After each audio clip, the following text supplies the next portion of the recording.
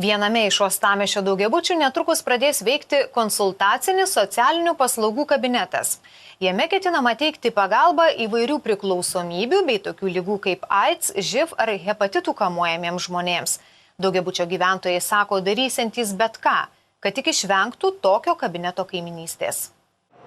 Uostamiesčio Taikos prospekte esančiame 107 name prasidėję remonto darbai sukėlė nerimą šio daugiabučio gyventojams. Jie pasidomėję, kas netrukus Klaipėdos miesto savivaldybei priklausančiose patalpose įsikurs, pašiurpo. Kaimynai patys sužinojo, neseniai pradėjo remontuotis, tvarkytis ir automatiškai, kada tvarkosi, kada remontuojasi, klausimas iškilo, kas čia bus. Na tai sužinojome, kad čia žada atidaryti nepriklausomybės centras, ne? Centras. Narkomanai, živ nešiotojai, hepatito ir panašiai. Šitam name labai daug tuberkuliozės. Šitam name labai daug yra šeimų gyvenančių su mažamečiais vaikais. Kaimynai netruko informuoti vieni kitus ir jau ruošiasi rinkti parašus bei visais įmanomais būdais bandys užkirsti kelią tokio centro jų name atsiradimui. Esą gyvenamasis namas ne vieta tokiai veiklai. Tai kodėl būtent gyvenamajam name? Juk yra poliklinikas tuščias, ten gali švilpaut vaikščiodamas po jas. Neįsivaizduoju, pavyzdžiui, dabar sūnus iš viso bijos išeiti į kiemą. Čia aplinkui, čia ir taip nerami tokia vieta. Toks centras, man atrodo, dar daugiau pritrauktų tų visokių. Čia vaikai vaikščia aplinkui, vaikai labai suleisti. Čia jie bus pastoviai sėdės. Visi. Čia problemos, suprantate, jie problemą turi. Bet gyventojai, prikom čia mes kalti.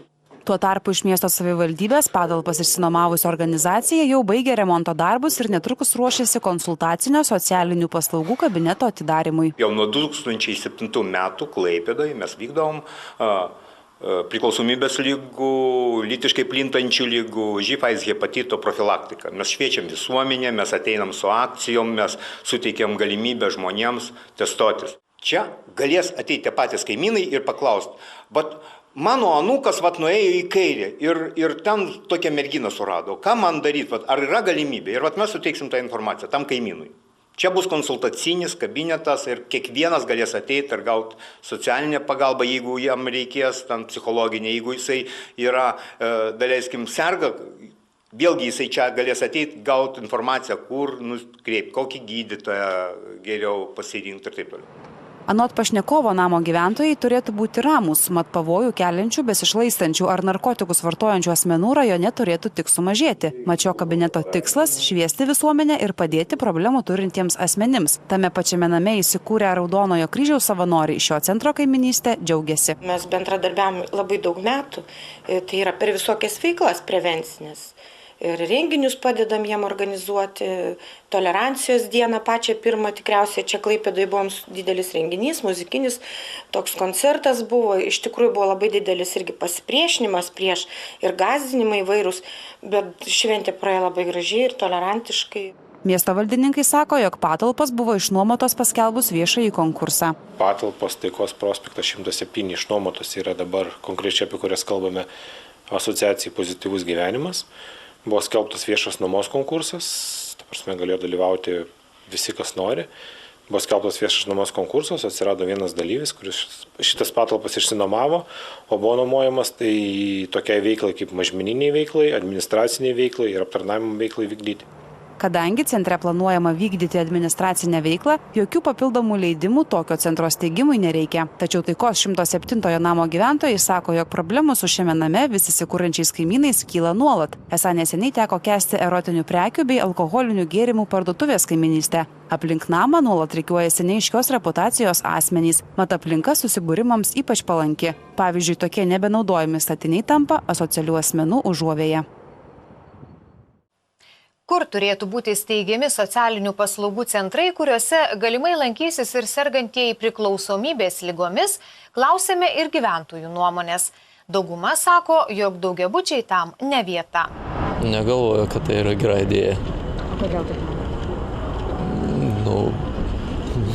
Nežinau, reikia atsikrausti nuo to narkomano iš vis, ko toliau nuo normalių, tai sako žmonių. Tokius centrus, tai gal toliau nuo miesto ir kažkur tais, kur net nebūtų nuo tų namų, tarkim, kad ir kokiuose ten laukose būtų jiems gerai, kaip ir Alytus, Šiauliai, tai gal jau tenais būtų jiems geriau. Kretingoje vienuolyne, kur yra irgi tenais nuoja savo kaimelį tenais vienkiemis sau darosi ir viskas. Na, aišku, nei vienas kaimyno tokio nenori turėti, tai čia jau faktas. Bet kažkur tai jam reikia turbūt įrengti kažką tai gyventi. O kur va? Nes, nu nežinau, kaip čia atskirti visai nuo miesto, gal ar kaip, nežinau.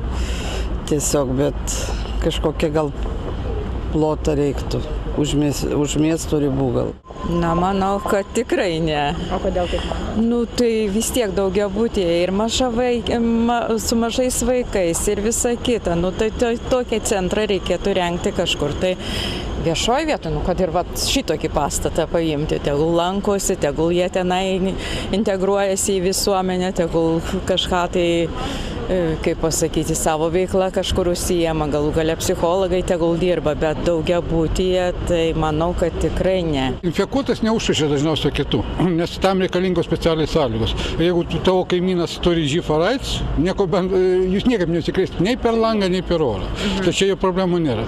Vienintelė problema, ką jūs pasakėte, yra, kai yra narkotikų vartotojai. Tada taip. Bet jeigu jis jau išsigydė gydymo įstaigoje ir perina į reabilitaciją, tai jis jau nebevartotojas.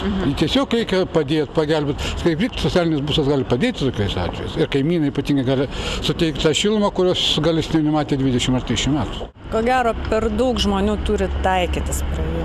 Iš tikrųjų, atskirai turėtų, gali būti netoli tų namų, bet ne namuose.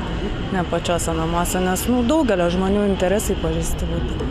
Vis tiek, tolerancija, bet mes visi žmonės. Aš daugiabutį gyvenu.